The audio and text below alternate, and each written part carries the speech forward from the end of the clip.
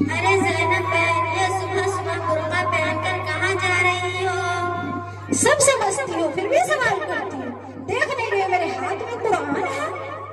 میں تو تمہیں حسن اخلاق والی سمجھتی تھی۔ میں سمجھی نہیں۔ ارے بہن، یہ تعلیم تو پرانے خیال کی ہے، تم دیکھتی نہیں ہو دنیا کہاں سے کہاں پہنچ چکی ہے۔ آخر تم کہنا کیا چاہتی ہو؟ ارے بہن، اس تعلیم سے نہیں تو ڈگریاں ملتی ہے اور نہیں نوکری ملتی ہے، تو پھر زندگی میں آگے چل کے بڑی پریشانیاں اٹھانی پڑتی ہے۔ ارے بہن توبہ کرو توبہ، اللہ کی ذات کو بھول کر ایسی باتیں کرتی ہو؟ اوفو بہن، آپ تو برا ہی مان گئی۔ میرے کہنے کا مقصد یہ تھا کہ تعلیم سے نہیں تو ڈگری ملتی ہے اور نہیں نوکری ملتی ہے، تو پھر زندگی گزارنے کے لیے روزی روٹی کا مسئلہ کیسے حل ہوگا؟ ارے بہن تم تو پڑھی لکھی ہو کر بھی جہالت کی باتیں کرتی ہو۔ آؤ میں بیٹھ کر تم کو سمجھاتی ہوں۔ اگر روزی روٹی کا مسئلہ ڈگری اور نوکری پر ہوتا تو سارے جاہل بھوکے ہی، اگر روزی روٹی کا مسئلہ عقل و ہوشیار پر ہوتا تو سارے پاگل بھوکے ہی مر جاتے، لیکن ایسا نہیں ہے۔ اللہ تعالیٰ ہر ایک کی رزق کی ذمہ داری اللہ تعالیٰ پر ہے، وہ جس کو چاہے بے حساب رزق دے اور بے حساب دولت دے۔ اللہ تعالیٰ تو ایک جگہ صاف صاف فرماتا ہے کہ کیا ہے ذرا ہمیں بھی بتاؤ۔ اف وہ بات تم کو پتا نہیں؟ اللہ تعالیٰ فرماتا ہے کہ ہر ایک کی رزق کی ذمہ داری مجھ پر ہے، چاہے وہ کسی بھی ذات کا ہو۔ پھر رزق کی ذمہ داری اللہ پر ہے، تو ڈگری اور نوکری پر بھروسہ کرنا نادانی اور جہالت نہیں تو پھر کیا ہے؟ ہمیں تو سب سے پہلے اس علم کا حاصل کرنا چاہیے جو ہمارے لیے ضروری ہے۔ تو کیا علم دین حاصل کرنا سب کے لیے ضروری ہے؟ علم دین کا حاصل کرنا ہر ایک کے لیے ضروری ہے۔ آپ صلی اللہ علیہ وسلم نے ارشاد فرمایا، علم حاصل کرنا ہر مسلمان مرد عورت پر فرض ہے۔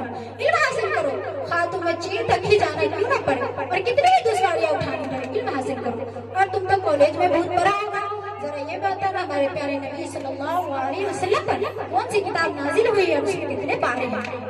مجھے دین کے معاملے میں کچھ معلومات نہیں ہے۔ مجھے نہیں معلوم کہ ہمارے نبی کریم صلی اللہ علیہ وسلم پر کون سی کتاب نازل ہوئی ہے اور اس میں کیا کیا ہے۔ استغفر اللہ، افسوس ہے افسوس تم پر اور تمہارے ماں باپ پر، تمہیں یہ بھی معلوم نہیں کہ بے نمازی اور بے روزہ کا آخرت میں کیا حال ہے۔ محمد صلی اللہ علیہ وسلم پر قرآن مزید نازل ہوئی ہے۔ تم بول کر ہمیں اور زیادہ شرمندہ نہ کرو، اصل میں یہ کوتاہی میرے ماں باپ کی ہے۔ انہوں نے ہمیں اسکول میں تو خوب پڑھایا لکھایا اور خوب پیار لگایا، لیکن دینی تعلیم سے بالکل محروم رکھا۔ اللہ تمہیں ہمیشہ ہمیشہ اچھا رکھے۔ اچھا ہوا کہ تم سے ملاقات ہو گئی تو معلوم ہے کہ ہم مسلمان ہیں اور ہم پر کیا کیا چیز فرض ہے۔ بہن میں تمہارے یہ احسان کبھی نہیں بھولوں گی۔ ارے فاطمہ بہن، اس میں احسان کی کیا بات ہے؟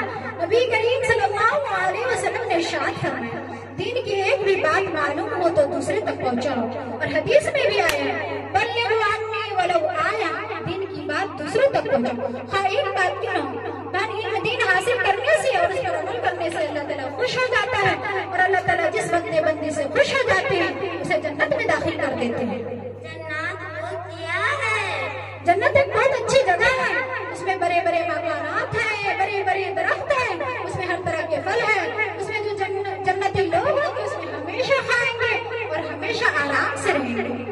یہ تو بہت بڑی خوشخبری ہے۔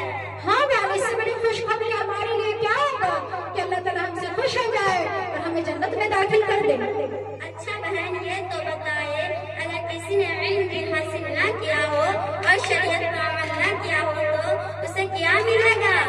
بہن، جس نے علم دین حاصل نہ کیا اور شریعت پہ عمل نہ کیا تو اللہ تعالیٰ اسے جہنم میں داخل کر دیں گے۔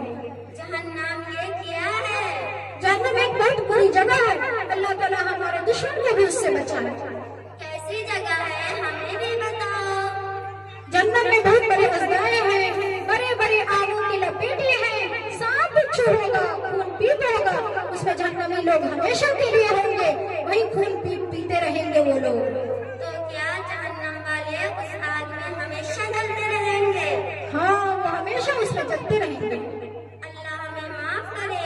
اللہ کی پناہ بہن، میں آج سے پختہ ارادہ کرتی ہوں کہ پہلے فرصت میں علم دین حاصل کروں گی اور چھوٹے چھوٹے بھائی بہنوں کو تعلیم سکھاؤں گی کہ جہنم کے خطرناک عذاب سے بچ سکے۔ اللہ تعالیٰ ہماری حفاظت فرمائے۔ काफी देर हो चुका